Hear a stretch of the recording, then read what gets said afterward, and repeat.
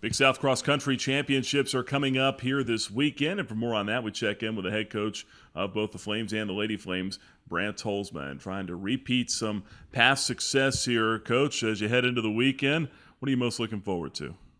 Well, it's certainly going to be an exciting race. We have years that we went in where we felt we could dominate. This is not one of those years. It is going to be very competitive, both on the men and women's side.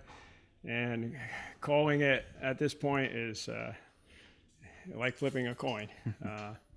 But it will make it exciting. You know, I prefer dominance, but if you like excitement, the race will be an exciting race this year. 15 Big South championships for the men's team. Give us a preview on the men's side. Who are a couple of guys that are going to stand out? Well, the competition will be the big thing. Our top four guys are pretty solid, and Azariah Kier was a freshman from Kenya who will be up toward the front unless something disastrous happens.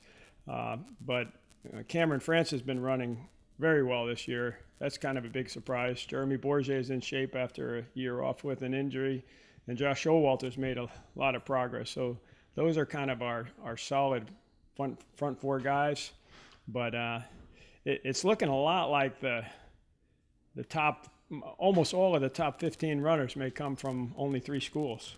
And if somebody else jumps in there at this point, I don't know who it'll be, but it's very much of a team battle with 3 schools. Team's coming off some success at the pre-national meet as well. Do you feel like that's something that could carry over into this meet?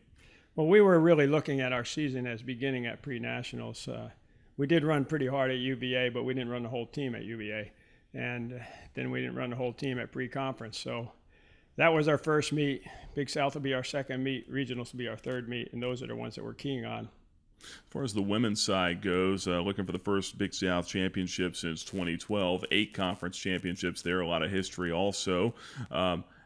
What's it going to take for the Lady Flames to get over the hump this year and get back in the championship column? It really seems like the 3 teams that contend on the women's side look to be Coastal, High Point, and Liberty.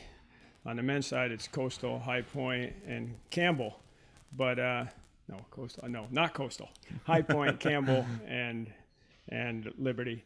But it's a lot to keep up with. Yeah, that's for sure. On the women's side, it's going to be more a case of who's struggling the most. Every one of those teams has had some kind of thing that's not going quite the way they want, including us. We have a number of girls that are out with injury, and so we're going to have to try to do with what we have. And one person will make the difference between finishing first and third, very likely. So, as I said before, it's going to be challenging, it's going to be interesting, and it'll be a fun race to watch. We talked about pre-nationals on the men's side, but on the women's side, Edna Kirkhope with a second-place finish there in the black race. Who are some other ladies that are going to have to step up and help her out, though? Well, our second runner pretty much all season has been Tori Skull. She's a freshman, and I think she's ready, and she'll be where she finishes in there is pretty important. I see her running top 10, but how high up in the top 10 could be a difference. Anna Van Wyck's been making progress, and she's pretty solid. Then we have probably 4 or 5 girls that could contend for our 4th and 5th spot, and that's the good thing that we do have. We have some depth. So how that will unfold, we'll ask me after the race, and I can answer that question. But at this point, I really don't know. And Coastal's 5th runner is a big question mark. They're very good if they have a 5th runner who's in there, but the way the conference is pretty tight, if somebody is lacking a 5th runner, even though their front 4 runners may be in the top 6, their 5th runner can lose it for them. And we have different teams. The teams are very different in terms of how many high-level runners they have, how many backup runners they have, how other teams affect your score. Because you can have 2 girls that are very close and one beats the other, but if there's 3 girls sandwiched in between there, the scoring completely changed. It could be possible that the team that wins will lose in the dual meet score against the other teams that they beat. And that's the interesting thing about cross country. Another thing that you could have is the average time for the top 5 runners on one team might be 20 seconds better than another team, but they still lose to that team. And you're like, well, how can that happen? Well, if you have a really good runner who's a minute ahead of everybody else, they only get one more point than second place, or one less point than second place. So that minute doesn't mean anything. A minute and a tenth of a second are the same when it comes to scoring in cross country.